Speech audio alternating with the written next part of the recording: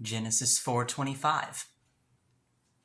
And Adam knew his wife again, and she bore a son and called his name Seth, for she said, God has appointed for me another offspring instead of Abel, for Cain killed him. To Seth also a son was born, and he called his name Enosh. At that time, the people began to call upon the name of the Lord. Father, there's so much metaphorical and lyrical in this part of Genesis. And who is Seth? What does he represent? But I want to take the literal of those last few words. At that time, the people began to call upon the name of the Lord.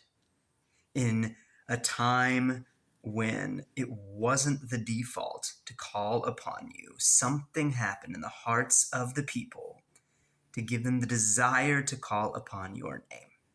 And Jesus, I ask for the same for me, for my friends, for my church, for our community, for our culture, for our country, for our world, that the miraculous would happen, that in the hearts of those who do not desire to call upon your name, I pray for a burden to call upon your name.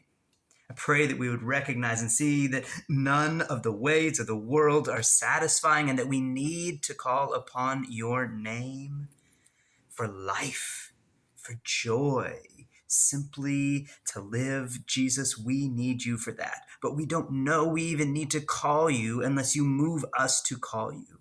So Jesus, would you move in our hearts to call upon your name?